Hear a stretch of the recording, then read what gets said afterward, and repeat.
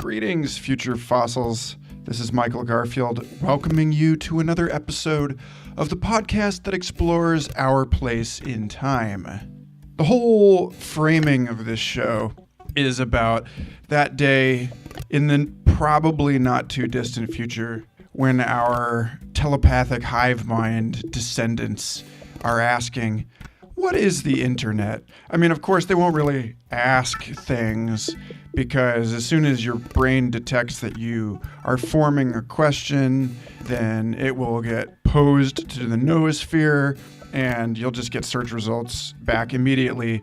You know, just by looking at something, everything will be shrouded in a delicious layer of metadata, and we will be completely confused about a world in which we all bumped around having our own independent thoughts, arguing over seemingly trivial facts at the dinner table. The dinner table, they will wonder, what was that back when we weren't all photosynthetic and powered wirelessly by solar drones or whatever. But the point is that this is, I imagine, an especially curious age in the history of things, or rather that history itself is itself a weird anomaly in time. This notion that there was a short period where we had a linear story, a story that went from us poking around in the dirt to us fusing dirt into incomprehensibly tiny chips that we would fuse with symbiotically and form some new hybrid kingdom of life that wraps the earth in creative empowerment and unnecessary goods and services. Well, that is why I am especially delighted to have Jon Lebkowsky on this special double episode of Future Fossils. I met Jon through his Future Salons here in Austin, Texas, which grew out of the State of the World forum he holds with Bruce Sterling every year. Jon was the co-founder of EFF-Austin. It's the first regional chapter of the Electronic Frontier Foundation. He also co-founded Fringeware and Plutopia Productions and a number of other very fascinating agencies. And because we're already drowning in data here in 2017, it's easy for those of us who were more or less raised online to forget that there was a sort of Wild West phase not that long ago, during our lifetimes, in which the internet was not a household conversation, in which we couldn't buy or sell things online, and in which the world was just becoming aware of and afraid of the terrifying specter, the threat of hackers. So, boot up for a rare and special conversation with a guy who watched the early days of the internet from its front lines as an editor in the Whole Earth Review, working on the open source democracy project. Jon's a fascinating character, and I'm really glad that we get to share his story with you. But first, just want to thank all of the new patrons of this show: Clay, Kelly, Annie, Blake, David, Effie, Clarence, Arova, Carl, and Carney for contributing to my Patreon page. Folks, no self-respecting person wants to be a beggar, but this show, as well as all of my writing and music and artwork, is crowd-supported, and I'm able to continue doing it because you guys believe in the value of the conversations that I get to facilitate and the ideas that I share through the work that I make. And I deeply appreciate you as my beloved and intimate niche audience. I love you, really, genuinely, unpretentiously, and simply. I love you. And I am excited to point my overachieving gratitude in your direction for supporting this show. So if you're not yet subscribed and you would like to be, that's patreon.com/Michael Garfield. Thank you. Okay, and then one more thing. We actually have a first sponsor on the show. My friends in Asheville, North Carolina, have created one of the most awesome things I've seen come out of our generation so far, and that is visionary magnets. Yes, folks, refrigerator poetry has just ascended into the 7th dimension. And now, if you've ever seen the New Age bullshit generator online, that fabulous app that allows you to randomly assemble a kind of keyword bingo of woke catchphrases, well, this is even better because you can sit there and compose the kind of poetry that you expected to be writing after 2012 on your refrigerator all the time. Here's an example. Visualize the heady future, drink from the sacred fractal, and download pineal superfood into your crystal flat bill. Embrace dat holographic multiverse and lick the cosmic trigger in a spiral to unfold the transgalactic avocado flower, its gratitude juice flowing, and seed visionary source codes with woke yogic touch in its undulating animal container. Life-giving luminous machine temple, conscious geometry, eternal circuitry, in amorous post-New Age synchronistic poly-meta orgy. That's right, folks. Just go to bit.ly, that's L-Y, /quantum avocado and check out their Kickstarter campaign. I absolutely adore this set of magnets. I have them. I have extras. I give them away to the people that are closest to me. And I want you to have them because a tiny amount of every purchase goes to the show, but also because they plant a tree for every kit they sold, but also because every sale also sends a percentage towards the Multidisciplinary Association for Psychedelic Studies. So really, they are just slaying it on all fronts and empowering you to speak with the necessary hippie lingoese required to have a productive conversation with your friends in Asheville, Ashland, Oakland, Ojai, Boulder, Flagstaff, Santa Fe, you name it, Burlington. Let visionary magnets help you out, and suddenly you'll be able to broker all of the necessary tourmaline and ormus and orgasmic meditation your sweetheart could possibly desire. Okay, folks. This is an absolutely wonderful episode with Jon Lebkowsky on the history and the future of the internet. Sit back and enjoy.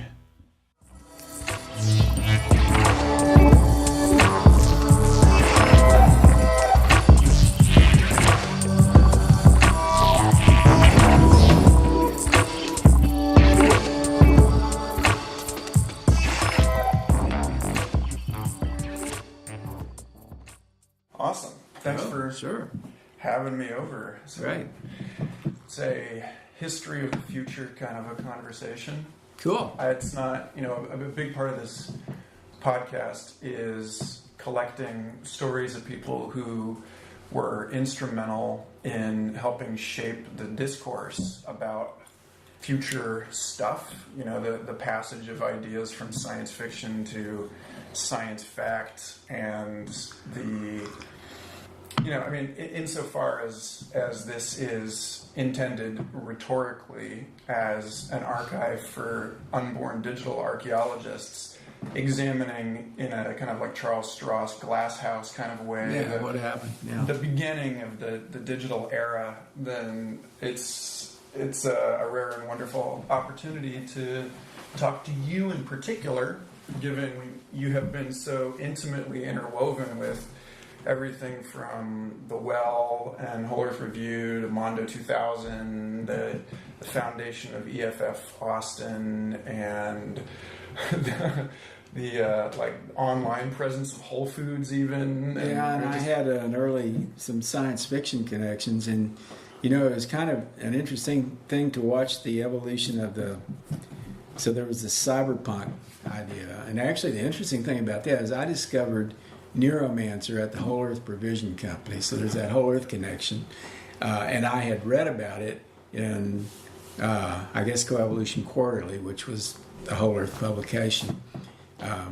the Whole Earth organization that made the catalog and the guys who had the store here were not connected, but I think that they sort of decided some of the things to stock based on what they saw in the Whole Earth publications. And Neuromancer was sort of an interesting piece. It was written before the internet became mainstream. Bill Gibson wrote that, and it was inspired quite a bit by his experience of just games. Games that, I mean, they didn't have online games then, but they were starting to build electronic games, and the game experience, I think, got him in mind of the idea of the visualization of data and how it might work, which, you know, had huge impact on sort of what unfolded from that point. And he and Bruce Sterling and John Shirley and Rudy Rucker and Pat Cadigan, people like that, were all writing in a genre called cyberpunk. And what was interesting to see was that as the internet started to sort of catch on with people who were not just the academics and research and development people that had originally used it, there emerged a bunch of people who called themselves cyberpunks and who really identified with that idea of like high-tech, low-life kind of idea that cyberpunk was sort of about. And it was really interesting to see people sort of recreate science fiction within the computer networks that were starting to emerge. There was a strong sort of science fictional element in the thinking of people who were denizens of the early internet. So it was like being in a science fiction story in a way. It's starting to feel that way again with the mainstreaming of cryptocurrency, especially like in the last few weeks, and seeing banks pick up on all this stuff. It's bizarre. But, you know, Well, it just kind of makes sense. I mean, it makes sense that there would be a co-evolution of many systems with this sort of digital evolution that we've been having. I was influenced quite a bit by Teilhard de Chardin. Mm-hmm. I'd been exposed to his writing many, many years before I ever even imagined that there could be the internet or even touched a computer. And as soon as the internet started to sort of proliferate a bit, I kind of remembered that Teilhard de Chardin had envisioned, and he wasn't the first, I think he got this from another source, but... Vernadsky. Yeah, Vernadsky, exactly. So Vernadsky and de Chardin had both envisioned this noosphere evolving, and we had sort of idealistic notions of the internet becoming sort of the foundation of that noosphere. Of course, we didn't envision something like Donald Trump and his Twitter feed and all of that. But, you know, the noosphere could certainly have pathologies emerge within it. I don't know that Teilhard thought of that, but it certainly makes sense. Totally. Well, I mean, I just interviewed this Dutch artist, Daniel Rosenberg, about a project he's bringing out to Burning Man this year, where he and his friends are going to lock themselves inside of a black cube in the middle of the playa, and they're going to try and reproduce the events and art at Burning Man based on secondhand information by visitors to the exhibit. So it's a virtualization and miniaturization of Burning Man that's kind of a statement on the way that each of us interprets and creates this personal virtual reality. Are they going to take Schrodinger's cat into that box with them? We actually asked that whole thing. Yeah, this issue of the black box and its sort of archetypal thing. But you know, that thing about how, you know, when people ask about Burning Man and you say, well, it's a city. It's like any other city. It's got the lights and it's got the darknesses, and that if you really are going to talk about capturing the whole image of humankind, then you're going to end up with... Well, it's kind of like a city, but it's also, and I'm saying this as somebody who, you know, paid a lot of attention to Burning Man, but never actually went. But one thing that's clear to me is like what Hakeem Bey used to call the temporary autonomous zone, and it's something that just emerges. The city appears when people converge on the area, and it's a very free space. People can sort of make their own reality there. And initially, that reality was, I guess, probably more like a village. I guess it's starting to be more like a big city. Well, this thing about, I mean, you brought up the Trump Twitter feed, which is, an interesting, mostly unforeseen consequence of the way that you put 5 billion human beings online and you get something like this. But I was reading last summer, are you familiar with William Merwin Thompson? Yeah. He's got that book, The American Replacement of Nature, and he wrote this in the 90s, and he said that electronic communication leads to a form of fascism because there's so much information that people end up processing their political participation on the basis of emotional resonance with images instead of on the critical discussion of an agreed upon set of ideas that everyone's getting from the same print publications. Yeah, I mean, that kind of makes sense. One aspect of the fascist phenomenon is it's sort of like you get a set of people who believe that they're all kind of thinking the same thing. They may not be, but they believe that they are. And, they sort of come together in a strange way. Their connection is not through some kind of very civil, conversational, intellectual connection, but it is at a very emotional level. Fascism is a manipulation of the emotions of the masses, I guess. And we kind of see that happening now. It's a big question where that will go, because it's like not just in the U.S. but other parts of the globe, almost in France but not quite. You have these demagogues who they sort of just understand how to work their base and work the system and create a certain kind of reality around them. But I think with something like, you think about Donald Trump, I think part of how Donald Trump happened and why he is where he is it was just a very fast-moving thing. And sooner or later, the shock will wear off and people are going to respond to it in a more responsible way, because it is a rather sort of manifestation of a totally sort of irresponsible way of trying to do governance, if you could call it that. It's not even, I almost wouldn't call it governance, but just the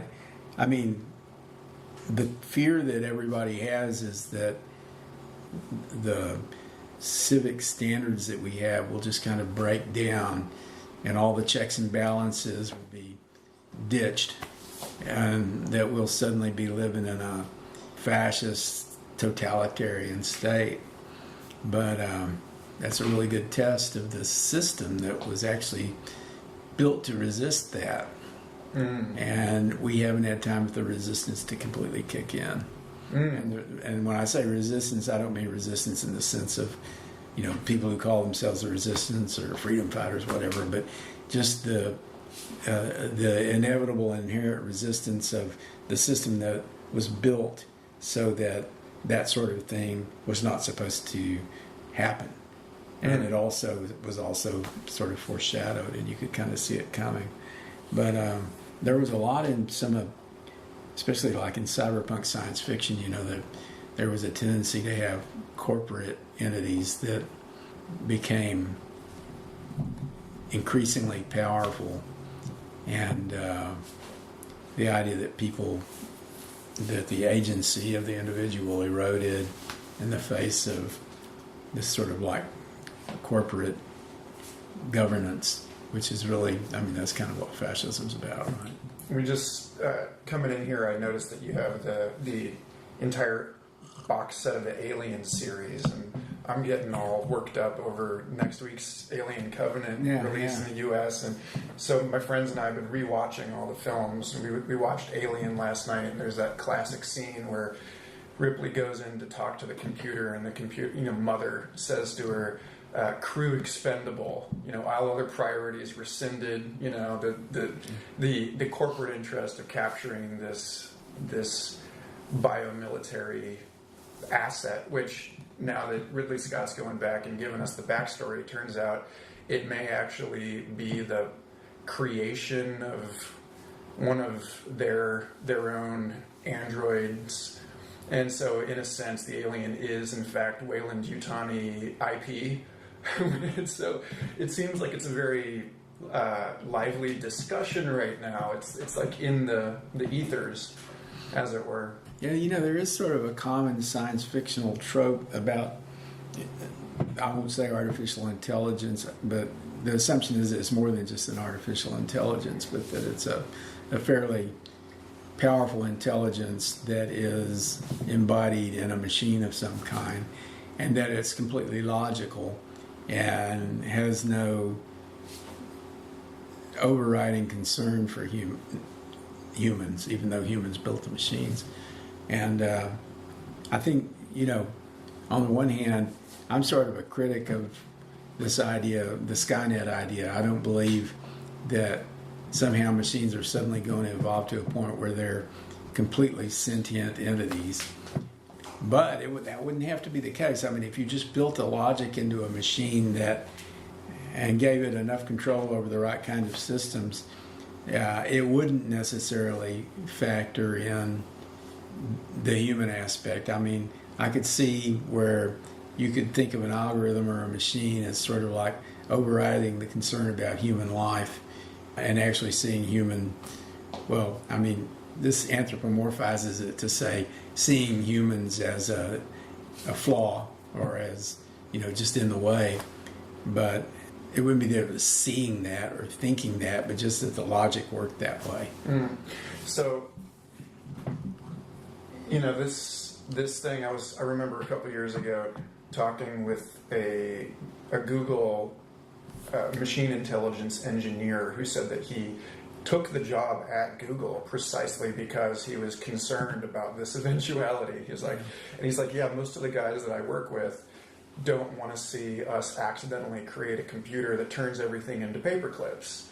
That's like the famous AI nightmare scenario. Yeah. So when you talk about the work that you and the people that and just the general community that was there to help midwife the World Wide Web, and you talk about the measures that were put in place and the way that it was structured to prevent these sort of noospheric seizures like a long-term Donald Trump fascist global hegemony or whatever. Well, I don't know that it was built to.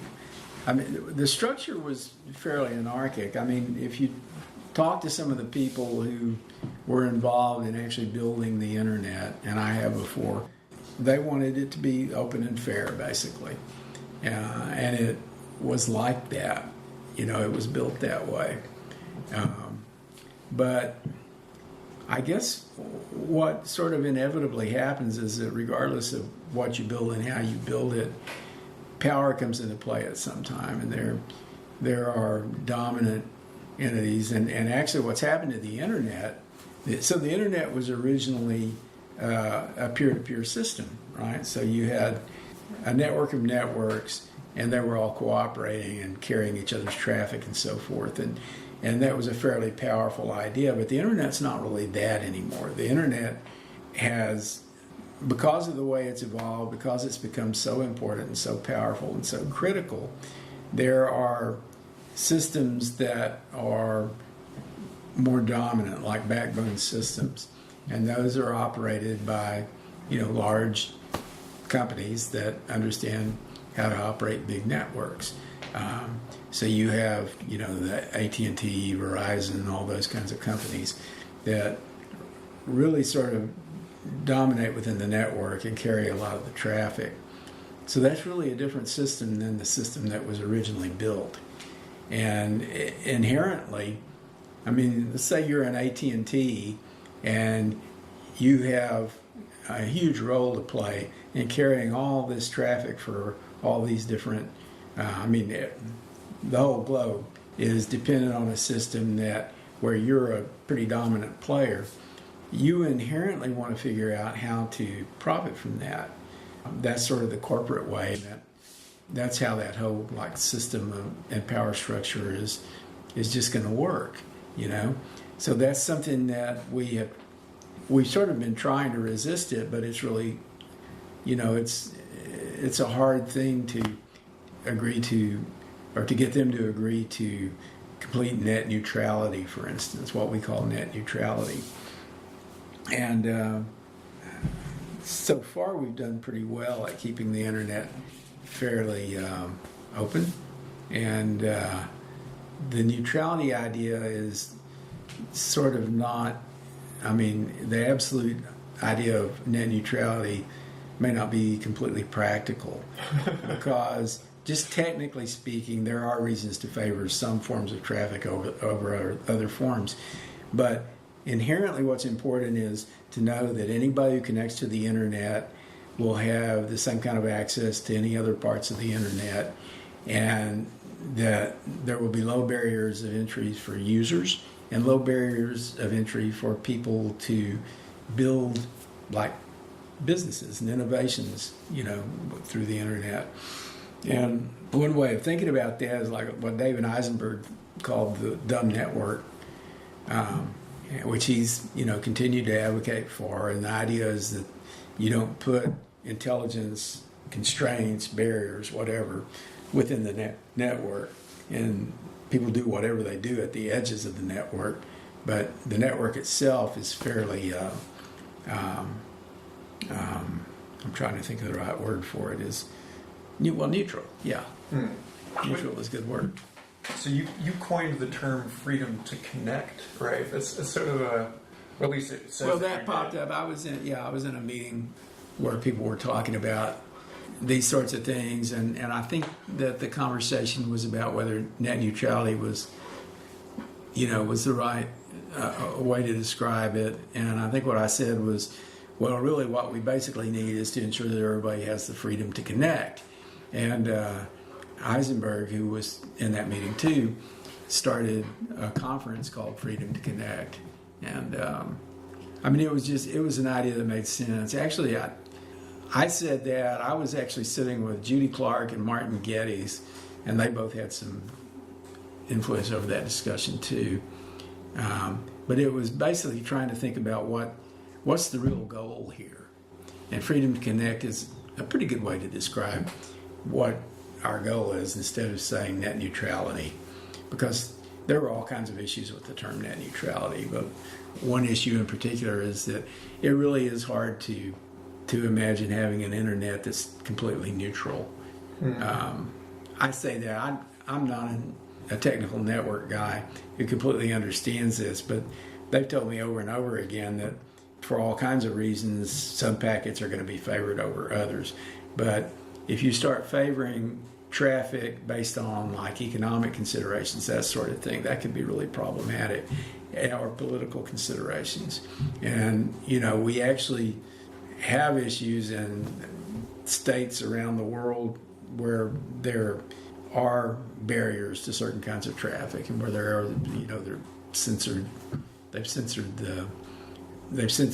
attempted to censor the internet. John Gilmore used to say that the internet interprets censorship as damage and routes around it. And that, kind of tends to be fairly true. If you're in a state where there's censorship or where there's just no internet, I was in an international symposium on online journalism, and these people from Cuba were talking about these digital news. They had a digital news organization. They didn't really have the internet available to them, so they were using thumb drives. So they're just people are carrying thumb drives around with the data on them, with the various news data the news content. And in the digital world, you can route around things pretty well. I mean, if you're in a place where there's internet access and some things are blocked, there will tend to be ways to get around that. To loop it back to Théorie de Chardin and this notion that we're sort of building to take it in the opposite direction from that VR Burning Man project I was talking about, that we're scaling out and building something that is in some ways a macrocosm of the human being, or human society, in the same way that the human being is a macrocosm of multicellular life, that exists on the microscopic scale within us. Then this issue of the tension at this moment in history between human beings and the emergent properties of our institutions, that there is a slant in the playing board here, and that it does make more sense to talk about freedom to connect in terms of a super-organismal growth rather than net neutrality, because the system favors the emergence of specialized organs and, like you said, a backbone. And so I'm thinking of the internet as a creature unto itself, then my hope with all of this is that I'm seeing things correctly, and that the emergence of multicellular life and of social organisms did not actually preclude or compete against the existence of simpler life forms. That, like, we've got this, like you're saying, like the Skynet thing is completely wrong, because the human being is actually this ecosystem for bacteria that enables... Well, yeah, I mean, Skynet's a good story, right? But it's not necessarily... I mean, those of us who read science fiction for years and years realize that most of that stuff... I mean, so science fiction is a literature of ideas, but a lot of those ideas don't manifest in exactly the way they did in the... And there's also... and we did a future salon around this. There are ideas in science fiction that catch on, but are probably, they're just probably, I hate to use the word impossible, but they're very unlikely. But we sort of have come to believe them. Time travel is a really good example. Tons of time travel stories, but really the idea of time travel in the sense that, you have in the time machine and all the other things that have been similar to that over the years and years. I mean, it makes for a great story, the idea of time travel, but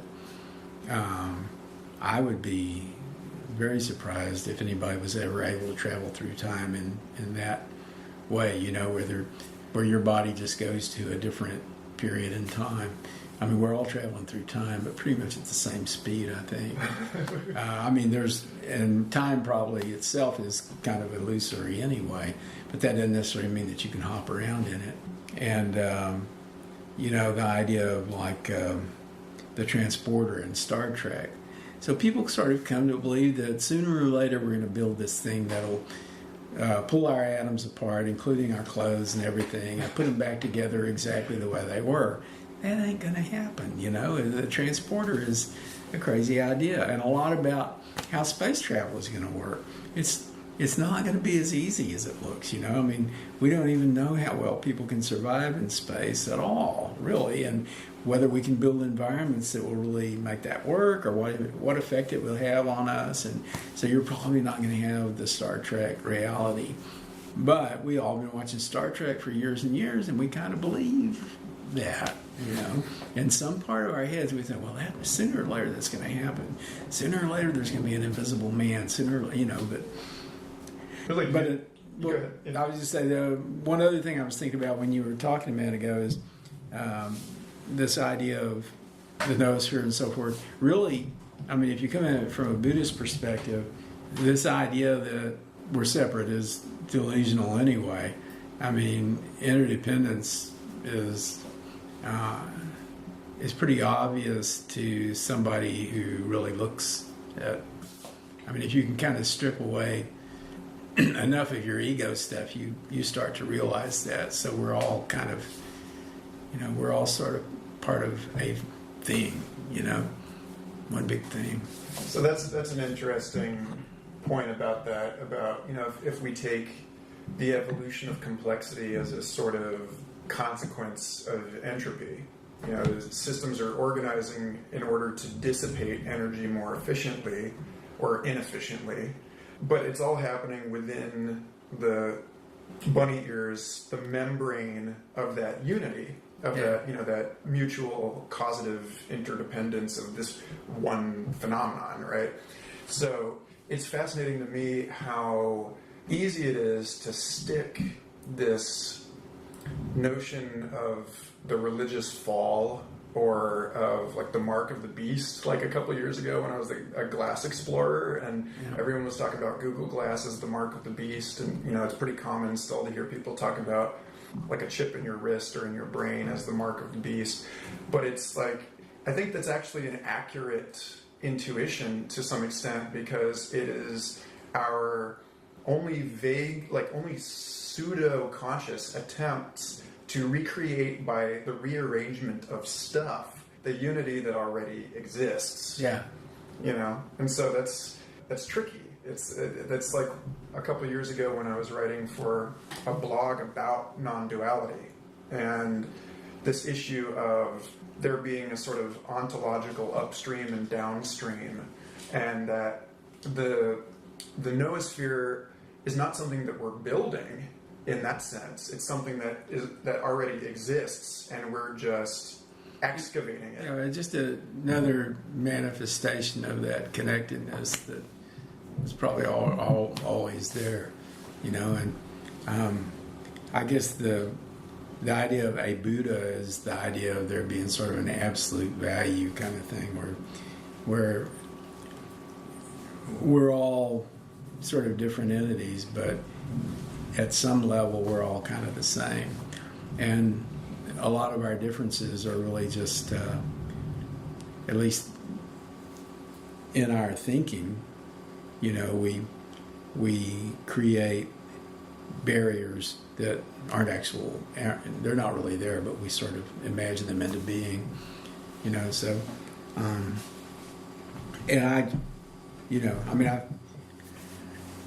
I know that you can get to a level of insight where you can kind of see around that, but I don't have a real high level of confidence that anybody understands exactly what the fuck is going on.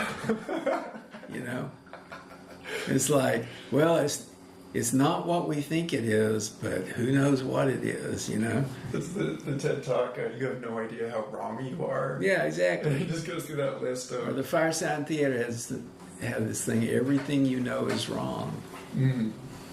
That's I think they also... Isn't that the tagline for disinfo.com? Probably, yeah. So... let's to ground this a little bit. I'm really curious. Right before we started talking about this, as a sort of historical touch point, that I just found out today, as a statement to my noobishness, that EFF, the Electronic Frontier Foundation, and EFF-Austin are actually distinct entities, and that as a but at some level, they're all... Oh, yes. interdependent. They are two and not two. Yeah. But, I'm curious to hear more about that and about the origins of EFF-Austin as an organization, and your role in that, and the decision to make it an independent, if interdependent, actor in this conversation. Well, it's a great story. When the Electronic Frontier Foundation first formed, which was I think 1990, much of the formative work was happening on the well, and I was on the well. Steve Jackson was on the well. There were a lot of people here in Austin. Bruce Sterling was there. Mike Godwin was there, and some of us were in BBS, local BBSs like SMOF, which was Secret Masters of Fandom. And then there was one called Illuminati, which was Steve's thing. And really it was set up as it was a sort of on a BBS online community kind of thing for playtesters for his role-playing games. So Steve Jackson is in the business of creating role-playing games, GURPS, the generic universal role-playing system. And I was aware of Steve and had seen him at science fiction conventions and stuff like that, but we didn't really know each other too well. And Bruce and I had crossed paths, but we weren't like tied at the time. So there were a bunch of us who were aware of each other and really hadn't had any reason to converge yet. But when the EFF formed, we were aware of it. Those of us who were on the well and those of us who were just kind of paying attention. There had been one thing that I had seen that had really sort of brought me into thinking about those issues was a thing that appeared in Harper's magazine. And what they did was they went into a private conference on the well. The well is organized as they could say conferences and really forums, right? So they created a private space on there, and they had John Perry Barlow and some other people in there talking about this new internet thing that was starting to happen, and the fact that people were connecting online, and that computers were not just number crunchers, but they were actually portals to other people. You could really build communities, and they were also talking about the idea of hacking into systems and that sort of thing. And there were a couple of hackers that were in that conversation. One of them being Fiber Optic. I can't remember who the other one was. A guy who went by the name of Fiber Optic, who I eventually met at a conference.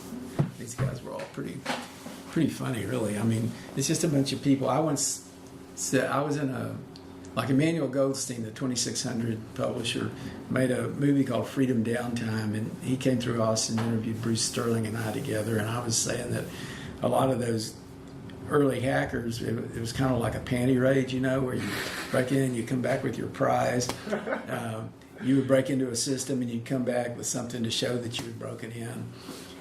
So what had happened was, Barlow had been, I think that conversation that was published in Harper's was a piece of his evolution in thinking about this stuff, and got him thinking about the potential legal policy issues and law enforcement issues, especially with law enforcement misunderstanding the technology or thinking that somebody had committed a terrible crime when they hacked into a system, but it was just some kid, showing off.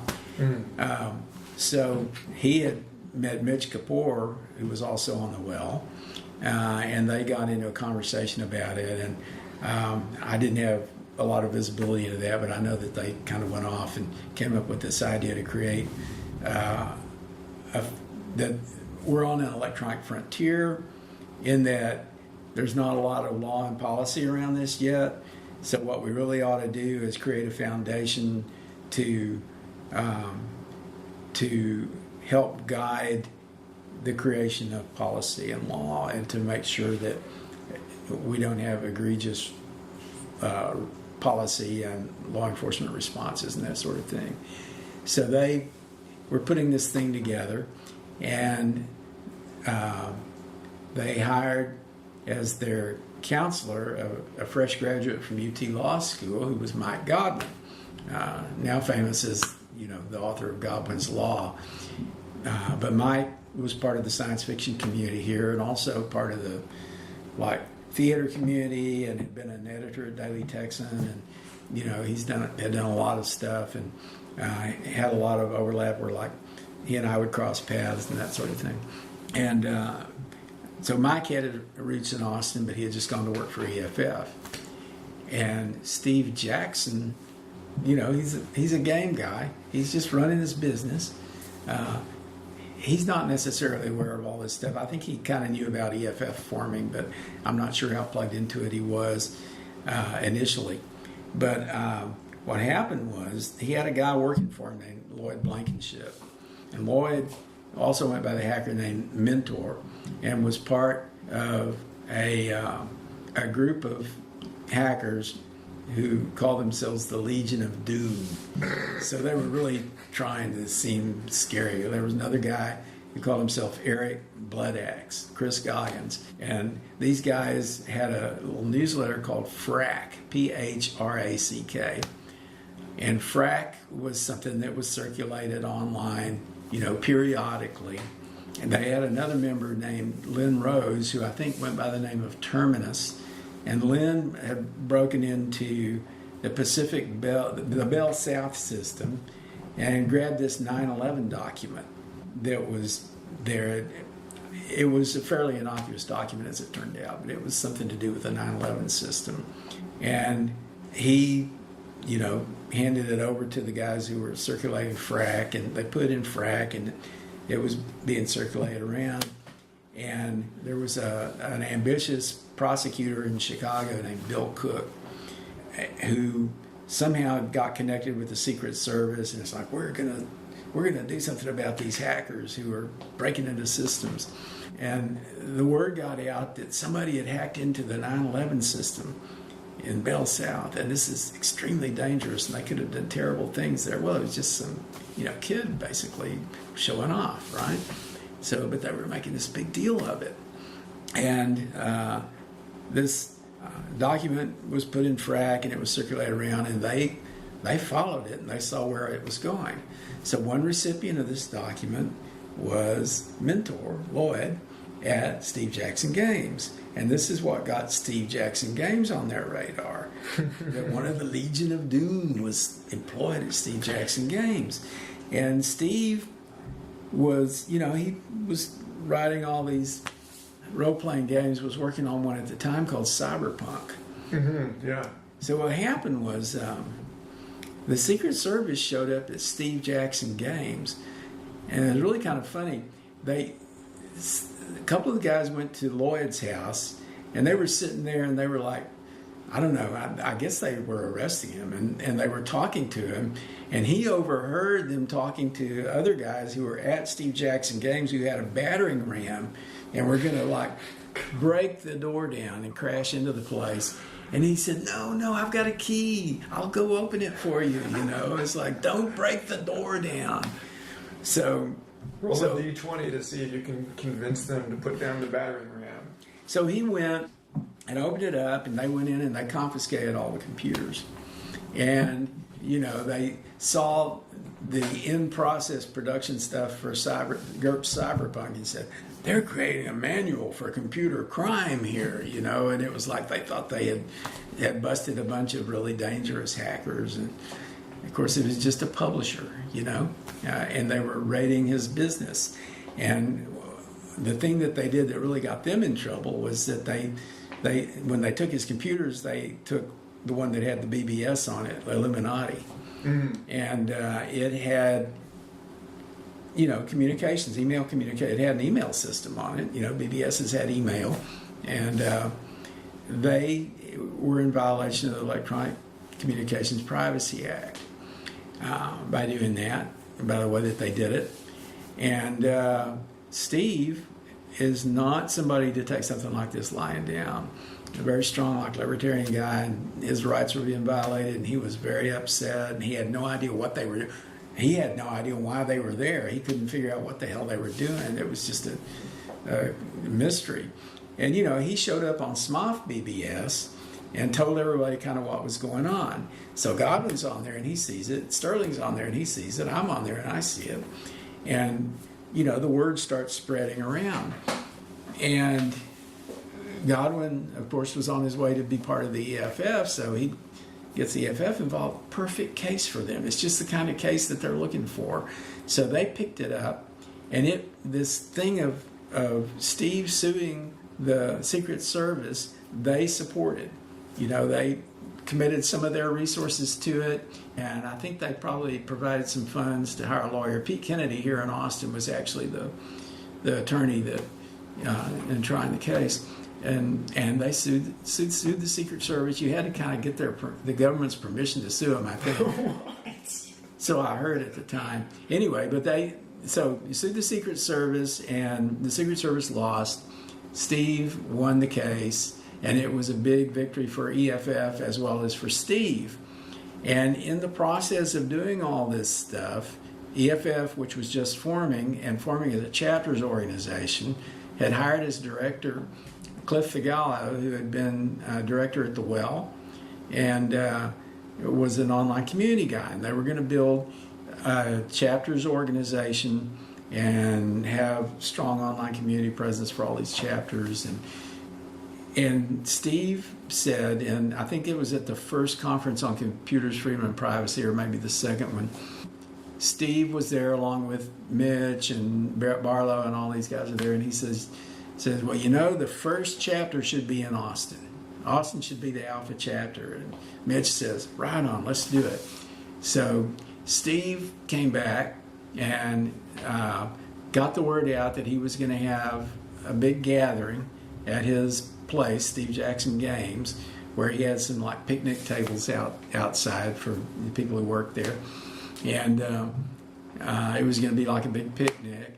The guy who ran Smoff BBS, a guy named Earl Cooley, who called himself Shiva. So Earl and I went and bought this huge, massive Thundercloud sub and took it out there. We went out there together.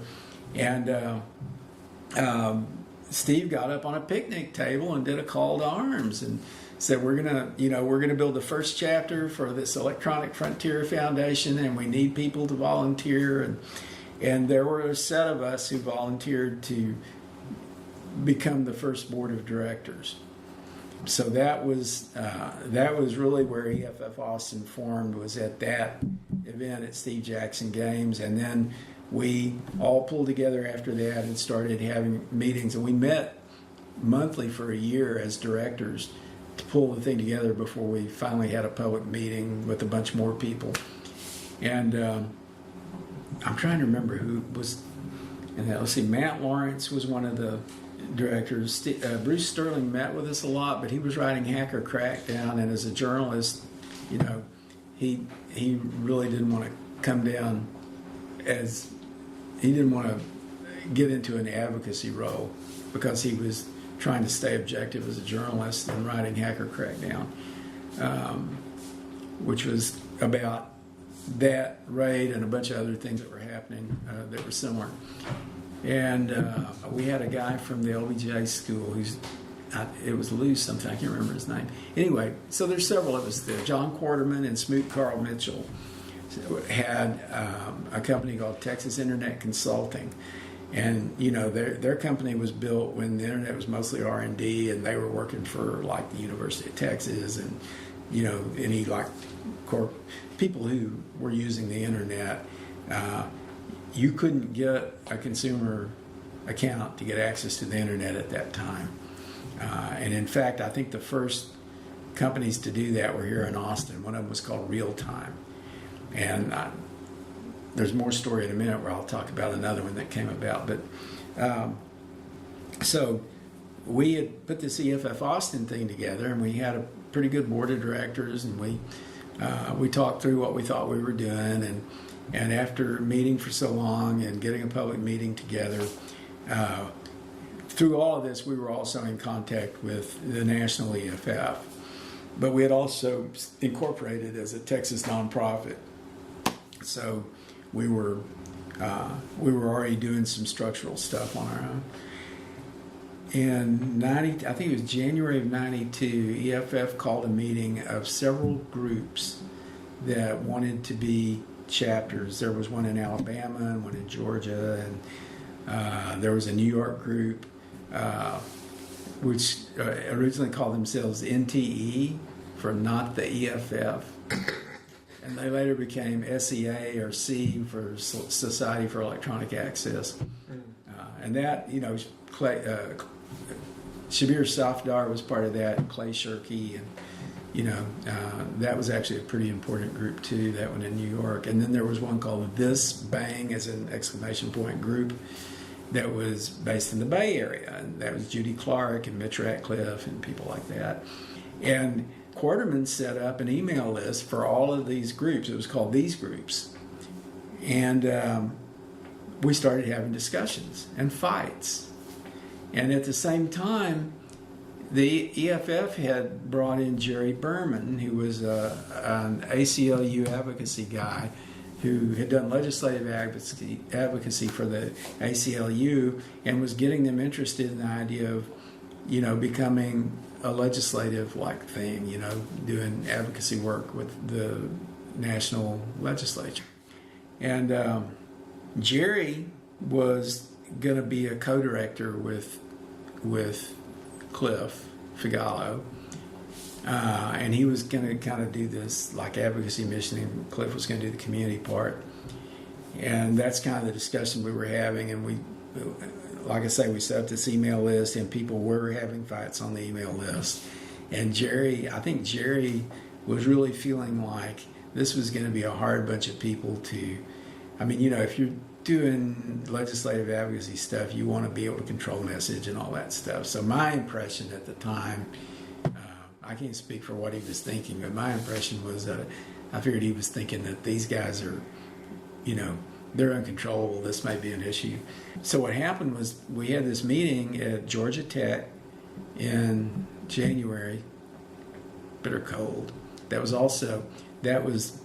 the very same time that the first issue of Wired magazine came out with Bruce Sterling on the cover, by the way. I bought that first issue in Georgia when we were there. Wow. And when we had this meeting, EFF had gone off and had a retreat. So they were coming fresh from a retreat to this meeting. So they showed up and they said, we're not going to do this. We're not going to have chapters. We've decided that we really want to focus on legislative work. And, it was mostly Jerry. So they kind of turned it over to him, and he went through a whole course of explaining to people how legislative advocacy works and various things like that. And they were taking this position. They said, we really don't want to tell you guys what to do, because they saw we were all, everybody was kind of independent, and there was a lot of, you could see it on the list. There was a lot of friction between people and that sort of thing. So he said, we're not going to presume to become some centralized, or he said, it doesn't make sense. We're an internet organization. We shouldn't be centralized in that way. We shouldn't be telling you guys what to do. We should just network with you. So we can all work together. But you guys should go and form your own orgs. And I know there were some people there who were hoping that they would get funding for their local orgs. Mm-hmm. We didn't care, because we were doing fine without money. We actually were doing a lot of cool stuff. We kept saying, well, we base this on talent. We have talented board members, and we do cool stuff, and we don't have to, have money from EFF. But we did want to make the connection, So it was kind of disappointing. But we went through this whole process so they said, you can call yourself Electronic Frontiers, whatever, Electronic Frontiers Georgia, Electronic Frontiers Alabama, but you can't call yourself EFF or Electronic Frontier Foundation, but EFF-Austin already has that name, they're already incorporated, so we grandfathered them in. So we kept our name, and we went back and just kept doing what we were doing, and we continued to do all kinds of stuff. We considered ourselves to have a primarily educational mission, and we would do a lot of events. We'd get out and speak a lot. We were, at the time, the only game in town for internet stuff, so people who were interested in the internet always showed up at our meetings. And I had started a company with a guy named Paco Nathan called Fringeware.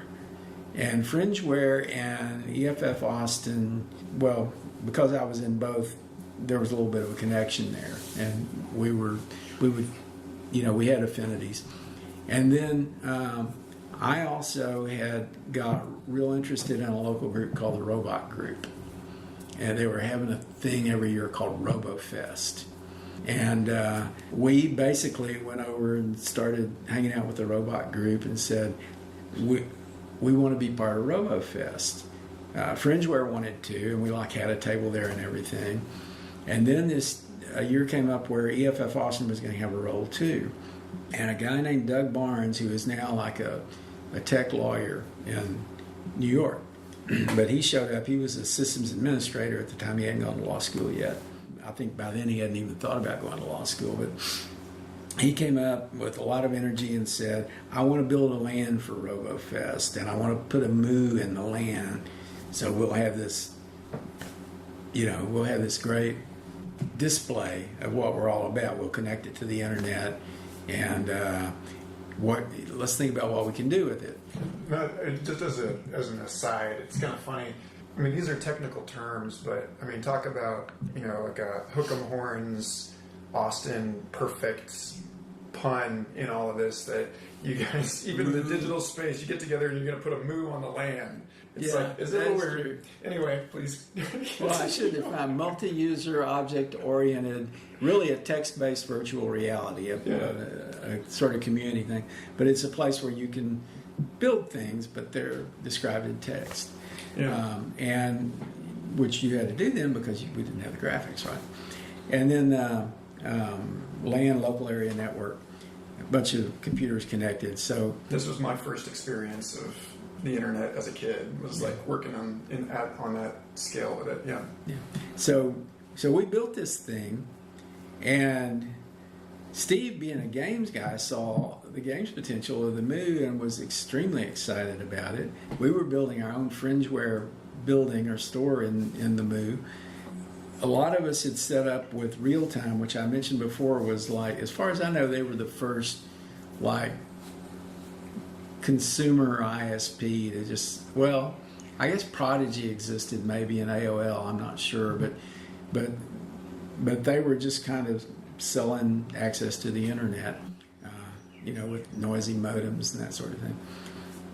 And a lot of us had a presence on real time, but when we had this LAN thing, this LAN experience, and we did some really cool and interesting things with it. There was an arts organization called they were originally called Otis, OTIS, and then they changed their name to SITO, SITO, and I can't remember what those stood for, but we had one of our board members was an artist, the late Bob Anderson, who was he was an art instructor at UT and did great.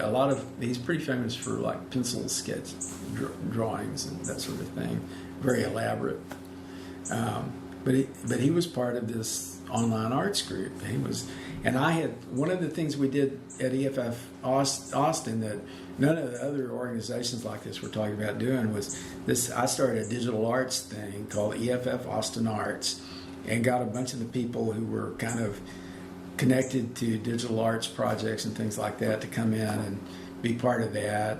Marcus Novak and Bob Anderson, and I don't know, there were several people who were just interested in those kinds of applications. Is that still active?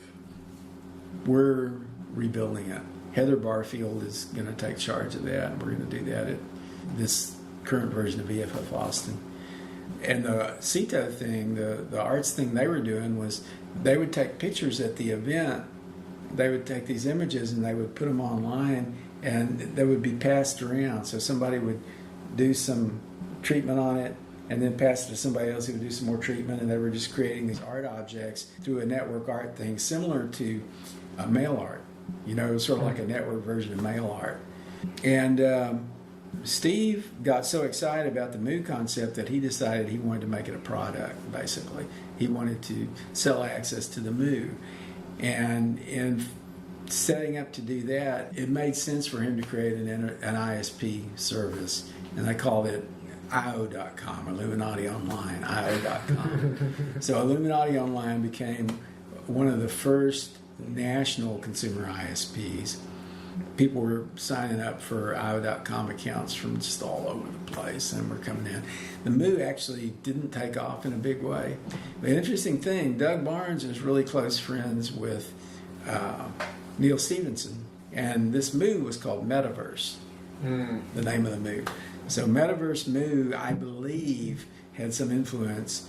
Neil Stephenson can correct me if I'm wrong, but I think this may have had some influence on Snow Crash,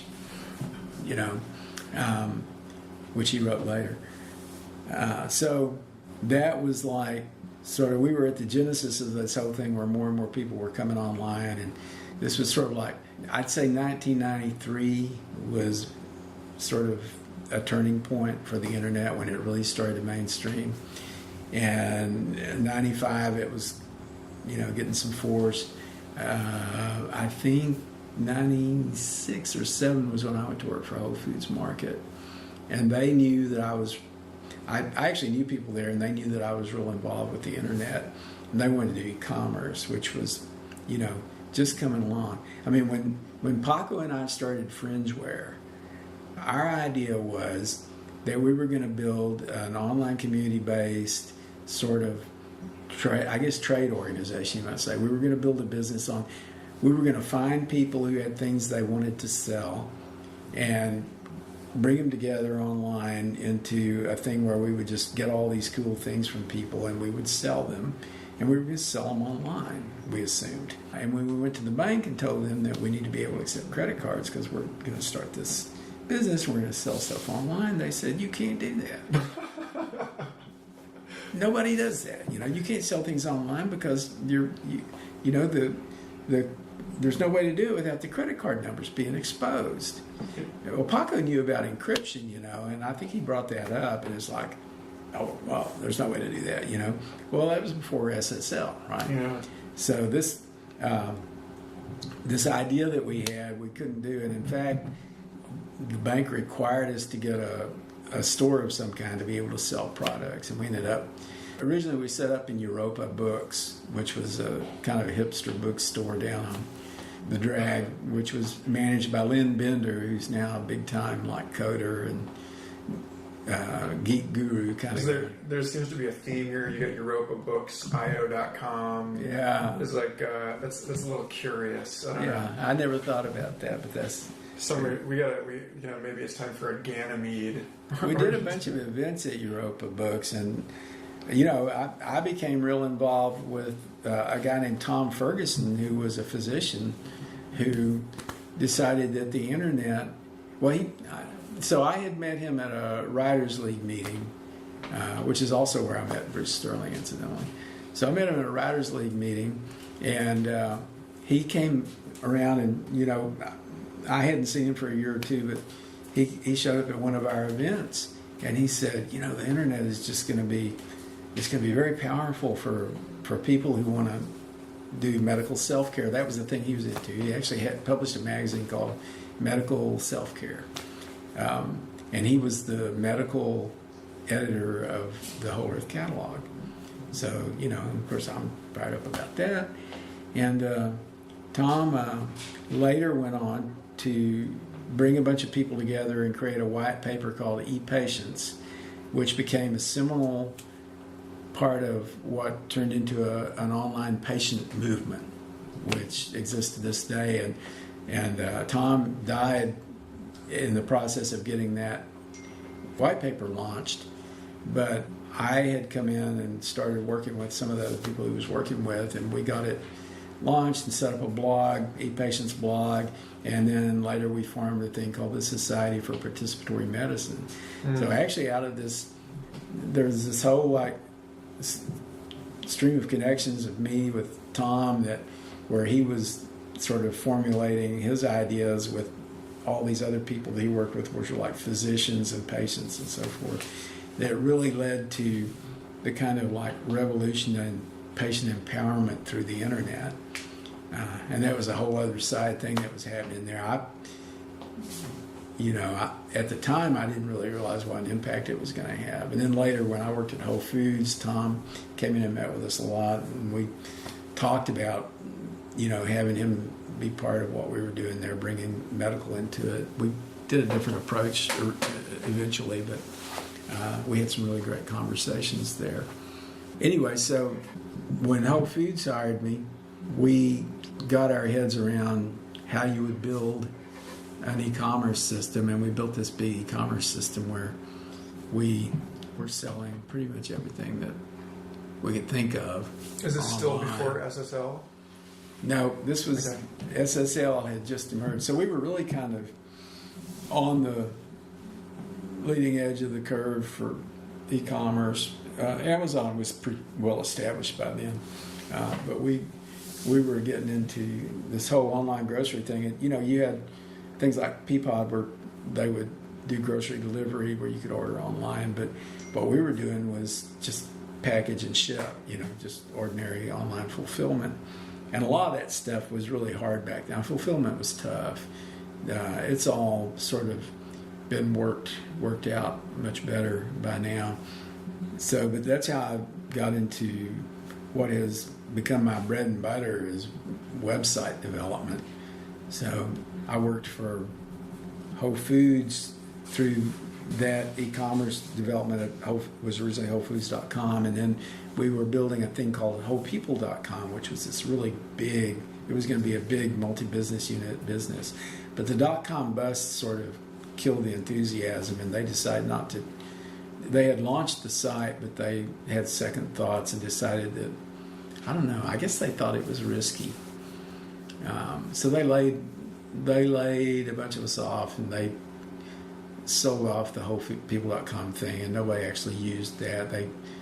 I'm not sure exactly where that went, but I went to work for a consultancy and worked in an internet solutions group. I had by then become pretty adept. I mean, I had a project management background, and I learned how to do web project management really well and run web projects, and I've been doing that pretty much ever since. But one thing I learned was if you're at the very cutting edge, it's hard to make money. So, like, when I got out of that and started my own web development company with a couple of partners, and we were among early proponents of using open source platforms for web development. And, of course, also this was like we incorporated the day after 9/11. So we were starting our business right after the dot-com bust, and just as this horrible thing had happened that had a huge impact on, a lot of things. So it was really hard to get business for a while. But that all felt, it felt like pretty cutting edge. Today, web development feels like it's a very established thing. It's not that cutting edge. But I don't know. So that's kind of the ride I was on. There's a lot of other things that happened in there. I got involved in Church of the Subgenius. Yeah. That's a really cool thing too, because one of the common threads here between EFF and EFF-Austin seems to be that both of these digital rights advocacy organizations emerge out of, veering on the Terence McKennoid end of this, emerging out of the cow patty of a libertarian ranch philosophy. And incidentally, we carried Terence McKenna's products at Fringeware.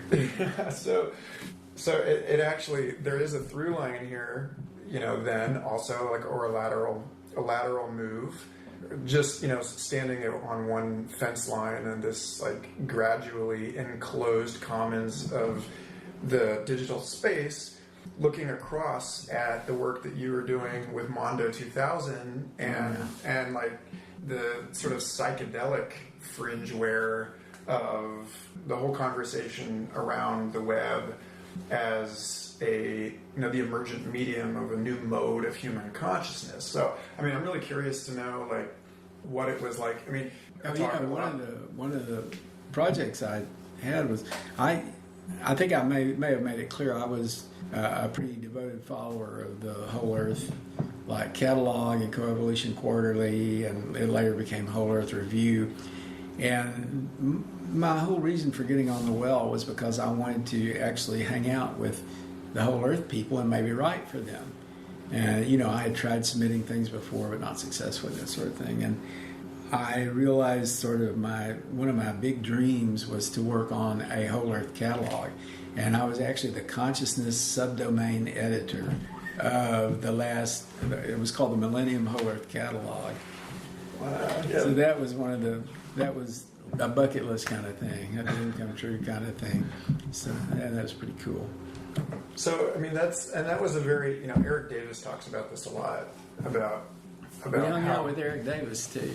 Yeah, he was a Fringeware. Well, he contributed to Fringeware.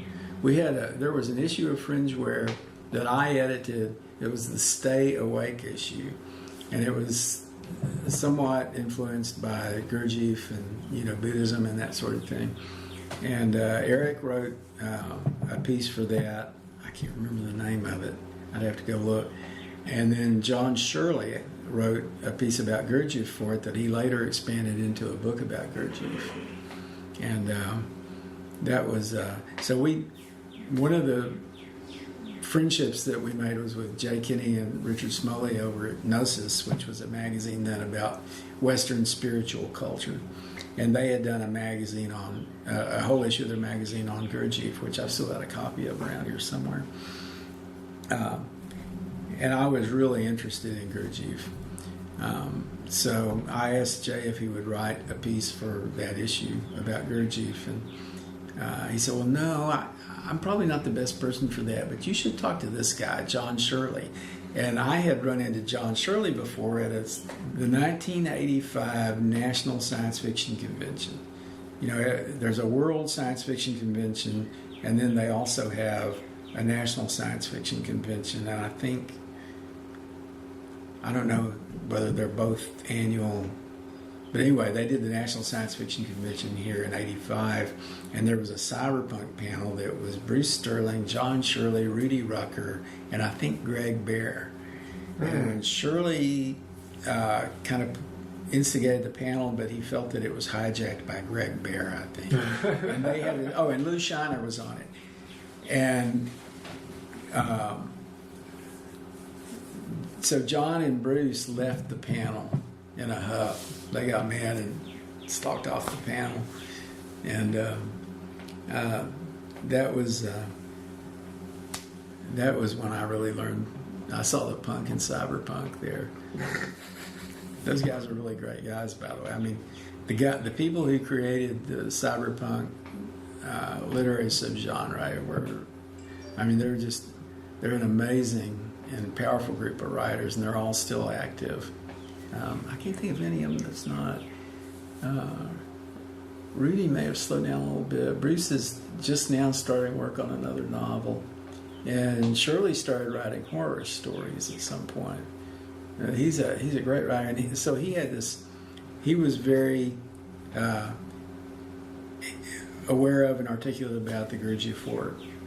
Which do you know? I know, and you know that he was he introduced the Enneagram to Western consciousness in some respects, and I was having a conversation with a friend of mine at the MAPS Psychedelic Science Conference a couple weeks ago about the Enneagram, and it is sort of, it recapitulates the internet in a kind of a way that, you know, in the same way that Burning Man does, that it's like you see the interconnectivity between all of these different personality types as strategic subdomains or evolutionary, psychological evolutionary niches. But I mean, other than that, and his peculiar fondness for the moon, I can't really say I know too much about him. Well, some people like green cheese, I guess. Well, Gurdjieff is pretty interesting, pretty fascinating. I spent some time with the Gurdjieff group, and it's really similar to Buddhism in the sense that it's just about knowing yourself, you know, really having a sense of what's really going on. I mean, people don't necessarily, there are a lot of people who aren't in touch with themselves internally because it's hard. I mean, it's hard to do that. And they kind of do that. There's stuff that I never really completely got clear. And I didn't read Beelzebub's Tales. I went through sections of that. I read parts of it, and the group I was with would read parts of it, but I never completely got my head completely around that. But it's pretty rich. There's a lot of stuff in there, and there's a lot about human folly and that sort of thing. And there's this whole thing about how, you know, in order to grow, you have to have occasional shocks that kind of boost you into another level of your growth. And I really get that pretty well. So I guess there's some debate about to what extent Gurdjieff was a Buddhist or was influenced by Buddhist stuff versus Sufi versus, you know, but he had a lot of influences, and he sort of pulled them together into his own thing.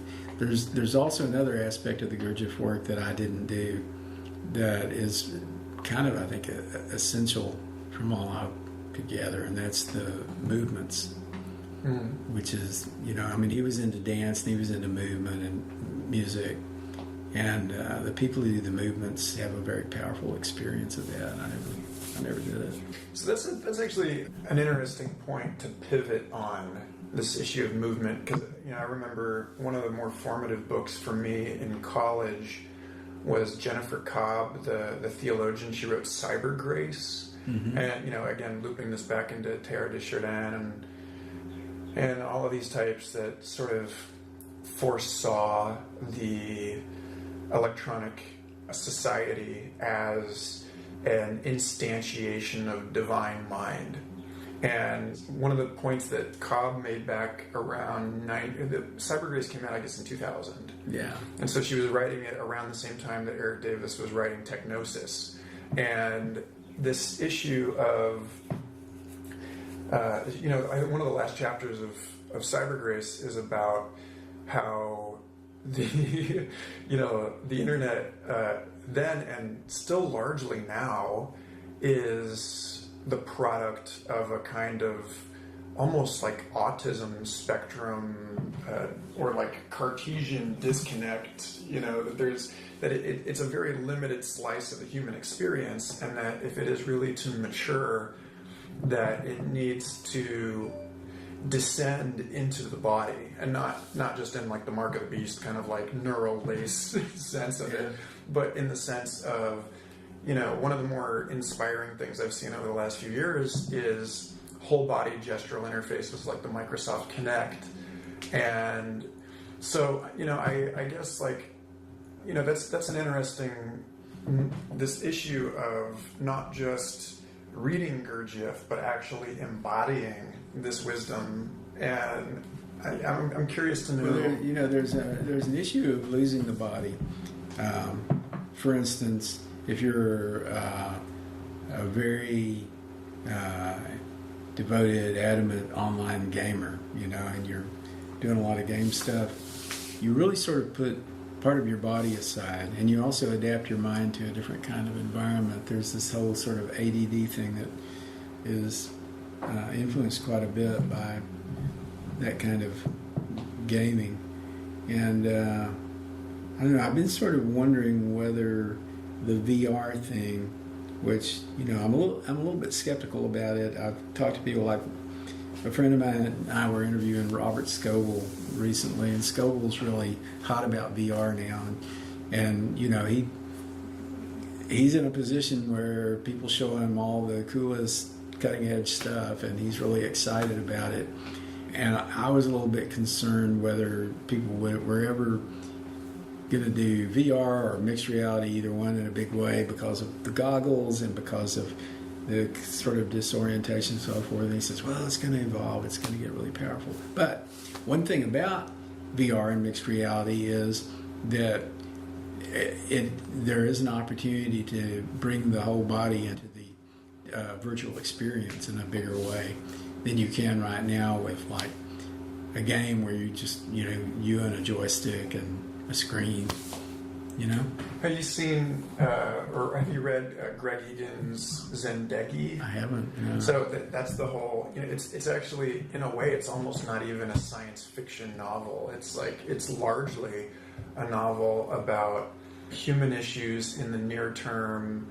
With the first half of it mostly is exploring political revolution with mesh networks, and then the second half of it gets more into the issue of the emergence of commercial virtual gaming and populating virtual game worlds with what he calls side-loaded human non-player characters, where it's like they're based on brain scan, repeated successive brain scans of various clinical subjects.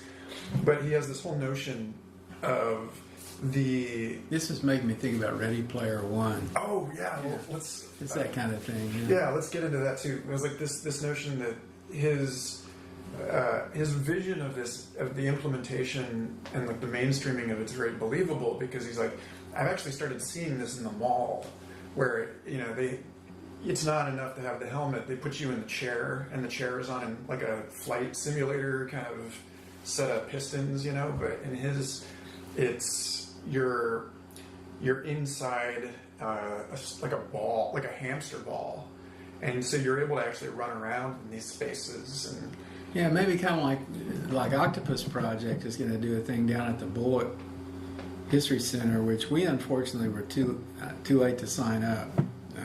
It's already sold out, but it's a multi-sensory thing, and I think they're going to have a combination of obviously music, but also visuals, and then some. I think there's some movement or some, some kind of. It's sort of, and you have movie theaters that have seats that are built to like vibrate, I guess. I haven't been in one of those yet, but it kind of goes back to, have you heard of the Tingler? No, it sounds dirty. There was this great producer named William Castle who made these sort of cheesy horror movies and would often have a gimmick. So he did one called House on Haunted Hill, and I can't remember, he had some name for this thing where things were supposed to come out of the screen, but actually what it was when you went into the movie, at some point, this skeleton, which was hidden inside of a kind of black cloak up at the front, would float out over the audience. And it was cheesy, it wasn't that scary, but it was funny. But he had this other movie called The Tingler, which was about a creature. A guy discovers that everybody has a creature inside them that can be activated by fear, and that will crawl up their spine and kill them or whatever. And it had Vincent Price in it. And at the crucial moment in the movie where the Tingler is actually starting to do its thing, they had some of the seats, not all of them, but some of the seats would have a little vibrating box planted in them, so that you'd suddenly you'd be zapped basically, and that really scared people. They did that. They showed the Tingler here recently. I don't know. I think maybe it was the Alamo, and they actually, they wired the seats.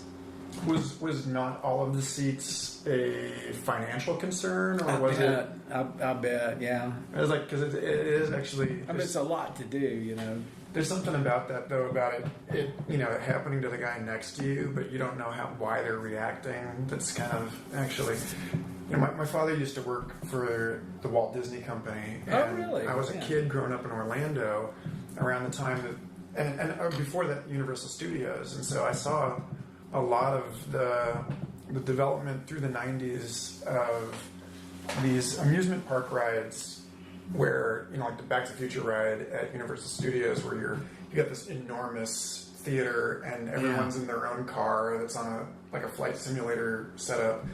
But then, like the Tingler they had at Disney World, they had the I'm trying to remember. I guess it was it was at MGM Studios. I can't recall the park, but they had Honey, I Shrunk the Kids. It was a 3D show, and then they had at different points, like you get like the dog sneezes on you, and so they had spritz, like a little water spray in the seat in front of you, and then there's mice that break out and get loose in the theater, and so they had this little motor with a mouse tail on it, so you'd feel the tail under your legs and stuff. It's the idea of building these immersive experiences that really have the sense of being in a particular reality that's been constructed for you. But I'm of two minds about that. I know that that's sort of the goal in VR development, to give you a fully immersive experience where you're really completely in another reality, like the holodeck. But I'm still dealing with this reality. I don't know that I want another one. Well, it's there's all of these issues of, again, like to bring up Glass House, Charles Stross novel, that I found that such a compelling vision of the future because it didn't just assume that it's a one-way street. And like such a big part of that novel is the conscientious objection. The people that decide that they don't want to deal with the ethical and philosophical complexities of being a digital human, and so they forego their immortality in order to live a life that offers them some measure of certainty and clarity. Yeah, there's some of that in Revenge of the Nerds too, if you've read that. Was there Rapture of the Nerds? Rapture? Yeah, he did Rapture of the Nerds. Yeah, with I said Revenge, didn't I? Doctorow. Yeah. Novel. Yeah. Yeah, Corey was just here last night. Oh, yeah. Actually, he has a new novel called Walk Away, which is, I haven't read it yet, so I just heard the bit that he read last night. I have a copy here that I'm eager to get into because I think it's sort of about a possible future that might be inspiring. Somebody just brought that up in the Future Fossils Facebook group, actually, that one about, because I posted a link to some student who mapped the orthodontic movement of teeth, like how you actually, how you actually give someone braces and then figure out how to migrate all the teeth in the jaw. And he printed a series of braces, like Invisalign style braces for himself, and for $60, like made his own braces. And so somebody commented on that about Walk Away, because the only thing I know about this book is that it's apparently people like 3D print their own. They take over, like kids sort of like check out of society and print their own architecture. And what he was describing was pretty complex. I'm eager to read the book so that I can get my head around exactly. Corey's mind is very expansive and fast, and he's like an idea shotgun, really. And you get sprayed by that buckshot, and you really want to kind of look at each one and try to understand exactly what those pieces are all about. What was it about? What was it that you heard about this one that seemed so believable to you? Well, the way that he described the sort of algorithmic construction, and there was a funny bit in there about how these buildings that were being built sort of driven algorithmically, but at the same time there were people who would like jack with them and screw them up, and sort of how the algorithm would deal with that when people either accidentally or on purpose made mistakes and structural mistakes in the construction of these things. Sort of reminiscent of, I forget the people responsible for it, but there was a big deal a couple of years ago about the guys who made it wasn't actually 3D printed, it was CNC routed slices, but they did the algorithmic columns, and they were saying, look, there's like a mandible type deal, and they were like, look, we can make H.R. Giger sets now with a CNC router, and then at risk of turning this entire conversation into a have you read, but there's so many points in this conversation. I probably haven't. There's because it takes me so long to read anything, and I keep reading these long books. Like for the last month and a half, I've been reading Jerusalem by Alan Moore. 1,200 pages long. It's longer than the Bible. He's good at that. Yeah. But you brought up Neil Stephenson, and you brought up, this whole conversation sort of is superimposed over Project Hieroglyph, which Neil Stephenson helped start at Arizona State University. It was the science fiction writer and engineer collaborations, and there's this particular story in there called Johnny Appledrone versus the FAA, where it's about this guy who just travels the Midwest printing little bugs that are individual routers. So he's creating this robo-insect router mesh network as a parallel internet to the totally locked down, completely non-neutral media sphere that has clamped over everything. And then it ends up being in the domain of the FAA, because I went into the Staples the other day,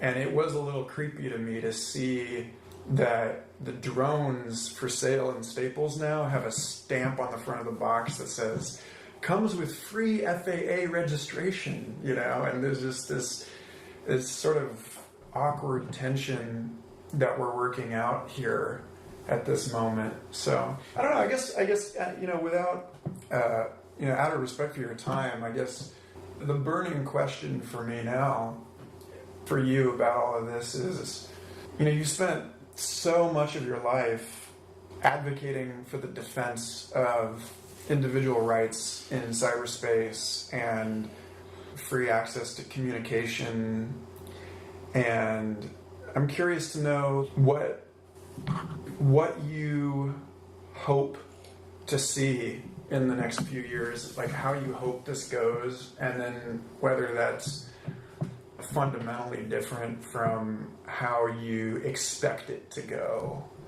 And so maybe leaving us with a vision that we can aspire to and some clear signage for pitfalls we might be able to sidestep along the way. Well, I'm sort of inspired by cooperation. Mm-hmm. So I talked earlier about my web development thing, Polycot, and 3 or 4 years ago I started transforming Polycot from a sole proprietorship with several contractors that I liked, that I was working with, like connecting them and making it into a worker-owned cooperative. And this brought all of us who were part of that into the cooperative movement in a bigger way. And the thing I really hope to see is there are moves that are happening in the other direction, but I think it's sort of like almost a resistance to what I think is an inevitable evolution toward greater cooperation. Things like, there are a lot of people who are talking about co-housing communities. We certainly talked a lot about online communities and forming those. And right now, the online community space is not, it's kind of not really happening. It's like people are on Facebook and they're having a lot of drive-by conversations on Facebook, but not really cohering as communities, because Facebook sort of gives you a way to have people drop in and out of conversations so that they feel like they're having a social experience, but they're not really cohering as a community. That may be happening in some of the Facebook groups, but I don't know. I don't think Facebook is going to be the solution for that. But I do think that what I hope to see happening is people come together in more sort of localized community systems. I think that government at scale is problematic. We're seeing kind of a meltdown right now, really. And Jake Dunnigan, who we discussed earlier, has talked quite a bit about, how maybe the cities are really where the seat of government is going to be as we evolve. That rather than growing more and more nationalistic sort of entities, that we sort of break down nations into city-states, rather than nation-states. And that, it kind of makes sense. It kind of makes sense to be more local and to have people having a real human experience and human relationships at a local level. And it can be mediated by technologies, as they evolve. There was I can't remember the name of it, but there was a great science fiction story I read once where these guys from Earth had landed on a planet where there didn't seem to be any technology at all, and they thought everybody was really backward and all that. And they discovered, by the end of the story, that the technology is so sophisticated it's completely embedded and out of sight. Another Terrence McKenna, naked apes in cyberspace kind of a thing there. Yeah. I mean, really, we're going to have to learn how to live together, and there are people who are doing that. I know. So I'm part of a company that is a cooperative.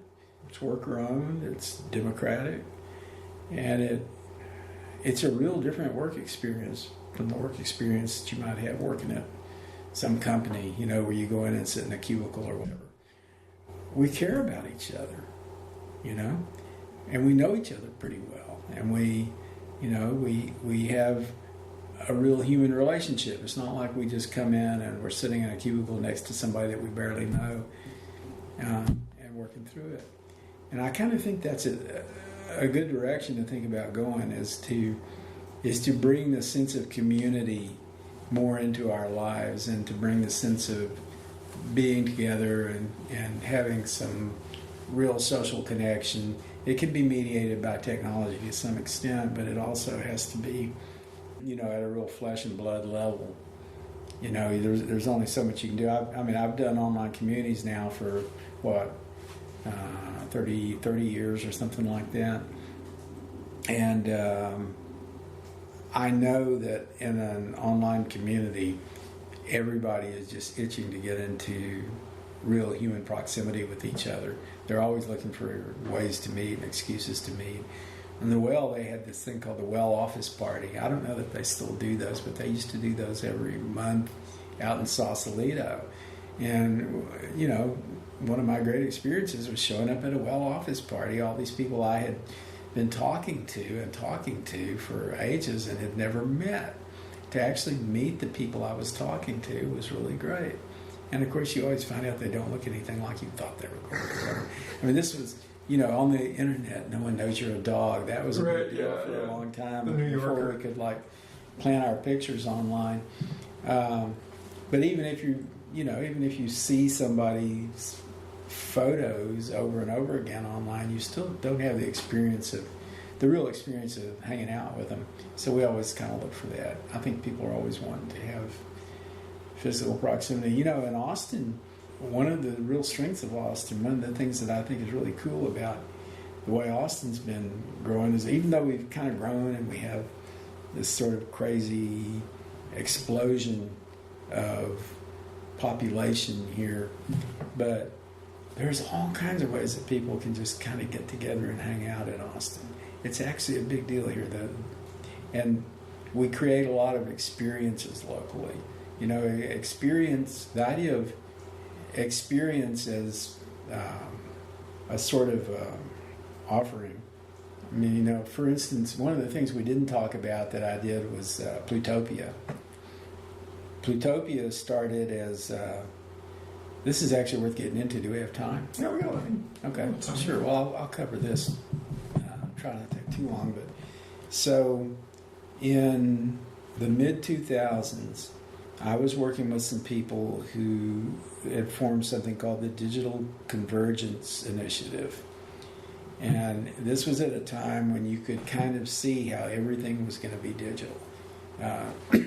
Digital media, obviously, and other things digital. And this was just as people were starting to get smartphones and use them a lot. And we had been engaged, I worked with people we had a nonprofit that set up Wi-Fi in a bunch of coffee houses all around town. We would just go around and say, hey, you want to have Wi-Fi? We'll help you set it up. And in that way, Rich McKinnon had that idea. It was an ingenious way to get pervasive Wi-Fi around town without doing some kind of more global thing. Just go around to the coffee houses and the bars and say, hey, you guys really should have Wi-Fi. What do you think? So we had people that we called walkers who would go around and bring it up, and if they agreed to it, we had people who would go in and understood how to install the technology. Chris Boyd, who has been on the board of directors at EFF-Austin for a long time, was one of the people who would actually set up the Wi-Fi networks around town. So we were in a period of another turning point, similar to what I said about 93. I think this was around 2005, 2006. And we wanted to do a big deal to sort of show what the impact of digital convergence was going to be. And we pulled a bunch of people together who were very future focused, and we started talking about doing, we called it Futurama after the thing they had done at the World's Fair many years ago. But that was kind of like our code name for it. So we were going to do this big installation in the trade show at South by Southwest, and give you an idea about how different things were then. They had a bunch of space in their trade show that they wanted to fill, that they were having trouble filling. So, this is just a few years after the bust, right? Mm-hmm. So we talked with South by pretty seriously about going into their trade show, but we realized we didn't have enough time to put together the thing we wanted to do, which was going to be like this great multimedia. Some of it would be smoke and mirrors, but we would really show convergence and all the possibilities that it entailed. And what we ultimately ended up doing was throwing a big party down at where the ballet theater is. We got to use their space, and we had a really great party down there, but it wasn't quite what we had wanted to build. It was still pretty interesting. But what came out of this was that Derek Woodgate, who was a futurist who was living here in Austin at the time, he's since moved away, but Derek and I and another guy, Alex Cavalli, who'd been at IC Squared at a time. I worked with IC Squared on this project called Wireless Future, where we were basically creating a big report to influence the evolution of wireless business here in Austin, and it worked. It really worked pretty well. Corey was actually an advisor on that, and so was David Eisenberg, who I mentioned earlier. Anyway, so Derek and Alex and I started talking about how, I had this idea. I said, really setting up an experience like we were talking about doing here, we had talked it through so much, it felt like it could be really compelling. And I said, well, so we're all kind of future focused, and Derek, was a professional corporate futurist. And I said, we could create a think tank, and instead of publishing white papers, we'd create events. So let's have a think tank that makes events. And we got kind of excited about this idea. Alex dropped off, but Derek and I kept talking about it.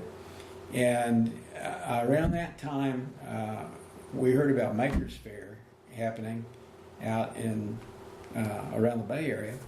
And Mark Frauenfelder was a friend of mine from back. I used to be an associate editor at Boing Boing when it was a zine. And Mark was like the editor of Make, and I wrote him an email and said, why don't you guys do Maker Fair here in Austin? I didn't think they would do it, but they did it. So they brought Maker Fair out to Austin, and they did it for a couple of years here. And that first year, we wanted to be part of it, and we saw it as a good way to kind of test our idea of building out this bigger experiential thing. So Derek and I dreamed up this thing called the DIY Home of the Future. And it was just a big installation. And we recruited a third person, Dave Demaris, who is brilliant and who also likes to do stuff. Yeah, I met him at the South by Southwest party this year. Dave's amazing. Cool guy. Yeah, so, and he actually did a lot of the work of putting that party together.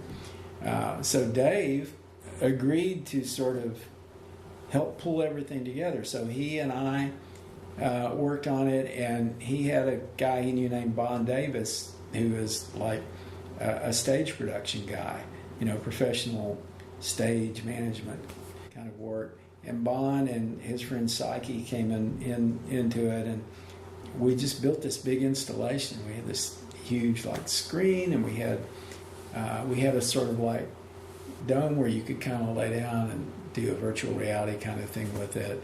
And I don't know, we got some kind of we got a thing that was responsive to heart rate and temperature and whatever, and you could do, I don't know, I can't remember the name of that thing, but anyway, so we did this great installation, and it felt like it was pretty successful, and we did a sort of debriefing where we came together in a meeting. Derek and I, and Dave was there, Maggie Duvall was there, she had sort of signed on with us, and Bon Davis, the guy, the stage production guy. And, we're having this meeting and said, let's start producing events like this. Let's do it, And, well, what will we call it? And somebody said something about, the idea that we show a reality where you could show where everybody, this was sort of this came out of the DIY home idea, the idea that the future would be customizable, very do-it-yourself, and that everybody could sort of build their own little utopia. So I said Pluralist Utopias, and David Damaris said, well, let's call it Plutopia. So we called our thing Plutopia, and we actually started a thing called Plutopia Productions. And the idea was that we were going to be an events company that produced events for other people and also did our own events. So we started doing an annual event during South by Southwest, and I think we did it for 3 or maybe 4 years. Maybe 4 years. I think we did it first at Schultz Garden, and then we did it at the Palmer Center, Events Center, which was huge and crazy. That one turned out to be crazy. We had this situation where we had Heather Gold trying to do a talk show while Ian McLagan's band was playing nearby and sort of drowning her out, and she's like, oh, you know. Anyway. Sounds like a festival. It was It was festive, yeah. It was pretty crazy. And then we settled on doing them at the Mexican American Cultural Center. So we were doing these events, and we would just bring in all kinds of people. Derek had a lot of really interesting connections. He was like flying people in from all over the place. And we'd have like one year DJ Spooky did a big set, and we had another year where Lee Ronaldo came in and did a set. And we had the 8-bit guy, I can't remember his name. But we did a lot of like just kind of unusual, creative, technology-based things. We started a thing called Utopia News Network, where we were doing a podcast. Scoop Sweeney and I were doing that. He and I have been thinking about doing another podcast, but we haven't really pulled that together. Because that was great. That was fun to do. But we only did that for like 6 or 8 months or something like that. But Plutopia was, that's sort of my idea of what works now, is to have events that are experiences, you know, versus people just like going to movies or watching television or going to a concert and hearing a band play, that you have an experience that has all kinds of components, and that a big part of the experience is just the people coming together and kind of hanging out and doing it with each other, meeting each other, you know. So that's another thing I hope for, is to see more of that kind of thing, you know. And really just, you know, there's a lot of divisiveness right now. Politically, there's a lot of squaring off, you know, and people sort of like taking shots at each other, and we got to get past that. You know, we got to get to a place where people are sitting around at the park together and, you know, smiling at each other a lot. I think that's really the part of Star Trek that everybody, you know, you can talk about holodecks and transporters and warp drives, but really I think the real appeal of that vision is that it's a future where people have learned to get along, you know. Well, there was always a very strong moral and ethical component in Star Trek, and, you know, our ethics are kind of at a low ebb right now. I mean, not you and me, but, you know, as a nation, we're seeing a lot of really weird, bad shit happen right now, and, you know, we got to get past that. We can't live this way. This is going to be very destructive if we don't turn it around. And I can't do it, and you can't do it, but together, us and other people can do it. The hard thing is to get people on the same page, you know, because it's that delusion thing. I mean, from the Buddhist perspective, we have the delusion that we're not really together, but we are, you know. And if we can get people to start realizing that, there's a real possibility that we can cohere socially, and that we can make the right decisions as a group. And that, I mean, it's insane to me that we can know what we know about climate and not be taking an effective response, you know. But that's like, I mean, I heard a thing today where they were talking to, this was on National Public Radio, and it was on a call-in program that they have in the morning. And they had one guy on there who was kind of Well, he said he was not a climate change denier, but that's what people felt that he was. But what he was saying was, he says, well, I'm not denying that climate change is happening, but our economy is down. We've got to build our economy back up. And, what he was basically saying is that to address the issue of climate, that would have an economic impact, and that it would be detrimental to the economy, so we shouldn't do it. And so that Elon Musk and his solar roofing tiles. Well, I mean, but it's kind of crazy to say we could kill the future of humanity, which we may be doing. I mean, this could be really bad. I think those guys who can say that, I understand where they're coming from, but I think they really don't understand the severity of the potential problem. And the hard thing for somebody like me, I mean, I've been looking at this climate change thing for a long time. I wrote about it in 2001. Bruce got me into it, Bruce Sterling, and he talked about it quite a bit. And he had his whole Viridian design thing that was all about addressing climate change. And I know what the possibilities are. I know the terrible things that could be a consequence of the continual increase in the global mean temperature. And I don't think those guys can see it because it's not there. It's not right there in front of them. Yeah. I was talking about this last night with Forrest Mars, who runs the largest open source conference in the States up in New York. Mm-hmm. He was in town for OSCon at the convention center last night, and we were eating dinner, and he was saying, I genuinely don't think that human beings are wired for compassion. And I said, I disagree. I think we're wired for compassion, but that compassion doesn't scale. Because we've got this Dunbar number. We've got the 150 people that we can really know personally and stay in touch with regularly and track and remember the names of their kids, and you start plopping people into this planetary context, and it puts a severe tax on our ability to even cognize things. I mean, it's very easy to sort of bring this conversation full circle.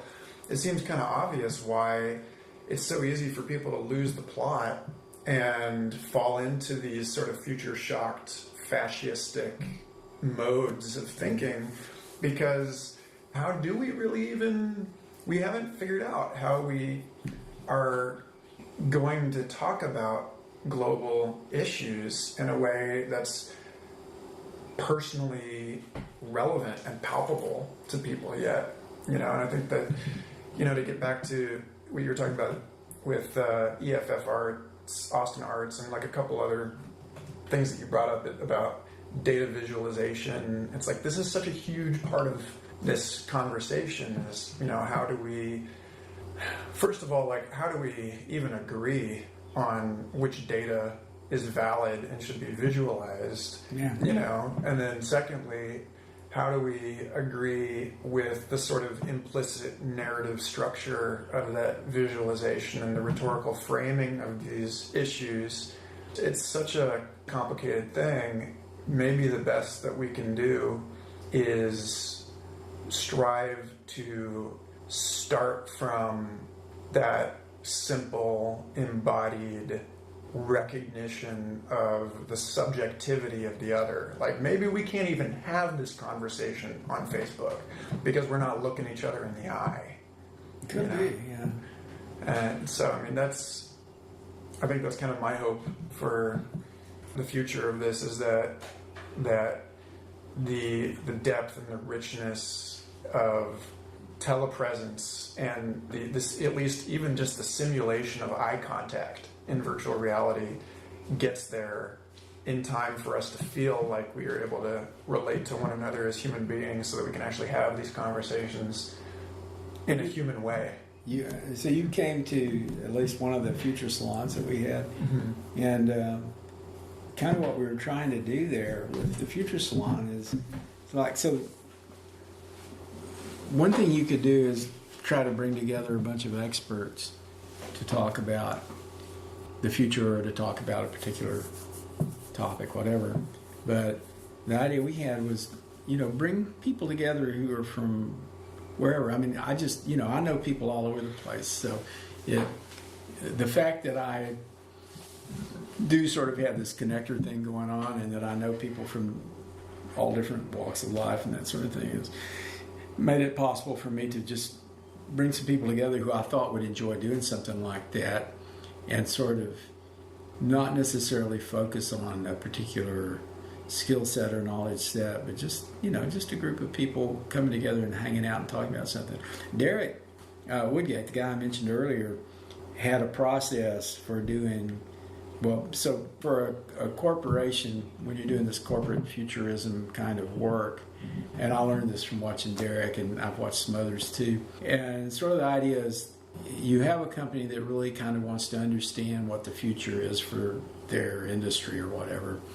And what you do is you build realistic scenarios for the future, and it's not like you try to tell them what the future is for them so much as what the potentials are so that they can pick a future and advocate for it and try to move in that direction. And when Derek did would do these futurist engagements for various big companies, he would always have one piece of it that was like a focus group where he would bring a bunch of people together, and they were just smart people that he knew. They were not necessarily from any one kind of expertise, but just a mix of people, and to get them to have a conversation, a structured conversation. I mean, he would do things like mood boards and things like that to kind of draw their thinking out about whatever that thing might be, like the future of breakfast or the future of the automobile or something like that. Future of breakfast, yes. That was a very interesting discussion. Yeah. So sometimes we get hung up on expertise or having the right people in the room, but I think I'm really interested in just bringing people together in a more sort of eclectic way so that you can have conversations that sort of enrich everybody in the room, and at the same time they all have a chance to contribute and not have this sense that some people really are smarter about that than others or whatever, because what you find out is that you can get major insights from people who you wouldn't think would really have something to say about whatever the subject is. And especially when you're talking about governance, which is where we started with the Future Salon, and something that Jake was really pretty involved with. He worked with the Governance Futures Lab at the Institute for the Future. When you're talking about governance, everybody does have a stake in that subject, and nobody understands it very well. That's one thing it was clear. So what happens, people are always having these thoughts about how this is how it should be, but when you actually get people to sit down and look at a real problem and talk about it and how you would address it, they start seeing all the complexities, and it's like, wow, this is really hard. It's like Donald Trump saying, who knew that healthcare was so hard? Well, a lot of people knew that because they'd been thinking about it, but you weren't thinking about it, Donald, because you were just off building towers or whatever, and you didn't ever consider how truly complicated and what a huge mess healthcare may be. And that's also been a problem of trying to create legislation for some kind of healthcare approach, because you don't necessarily, it's a hard thing to understand, and it's very, very complicated. It's kind of a wicked problem. You dig wicked problem. Wicked problems are problems that are probably not even soluble. Probably not the architecture of the hall of Congress. Like that sort of opera house layout is just totally antithetical to like a legitimate conversation. Yeah, and the problem that we have in government now also is that the idea is you have all these representatives and they represent their people, but really they're influenced a lot by lobbyists who are paid a lot of money. They have to hear experts because they don't have the expertise. And the experts that they hear are the ones who show up. And the ones who show up are the ones who are being paid to show up over and over again. So we unfortunately have have a political system where the deck is kind of stacked weirdly, in favor of moneyed interests who can show up, who can afford to pay somebody to show up every day. And that's kind of what happens. So you have professional lobbyists in there who are influencing the future of politics. Plus, they're contributing money in various ways and all that. Money's coming into it in a big way. And I have mixed feelings about it. I mean, we all sort of say, well, it's really bad that politics is all about money, but can you figure out a way to do it that really works? I mean, what if we had a referendum for everything? Most people don't understand the problems that, where decisions have to be made. The real challenge is in having real expertise brought to bear on a decision. Like maybe listen to climate scientists about climate. And that's a hard thing. One thing we talked about doing, so Jake did his governance lab thing at an EFF-Austin meeting. And one of the ideas that came out of that I really liked was, and it actually came out of the group I was in, because he broke us up into groups and we were like thinking about problems. And the idea that we had was that you could mandate that the city council, this was just thinking at city level, that the city council for any high impact decision, that they actually create a group of people who had expertise and could really study the problem and come up with a solution for it, as opposed to just listening to lobbyists who show up or developers or whoever it is that might have influence, but that they would have to create essentially a charrette to address the thing. That actually sounds a lot like the open source democracy stuff that Are You Serious has been advocating for years, which also... Yeah, I was working with him on that. We tried to start an open source party, and the whole thing just kind of, when it really came to the point where you really had to have real energy to make it happen, it just kind of fell apart. It was Are You Serious and I and Chris Novoselic. Oh, yeah. Yeah. But that thing, the charrette, I think about that term a lot, actually, because, and this is probably a good place to end it, or, tie a bow on it, as it were, but this notion, the word charrette, it's like related to the chariot, and it's the French term. I became kind of infatuated with this word, and just this notion that the charrette it was like the architecture students in France who are rushing to get their projects completed on the way to class. Yeah. It's like at the very last moment we have procrastinated until the 11:59, and that's it. That's where we are right now. And so I mean, in a way, it seems like that's these kind of.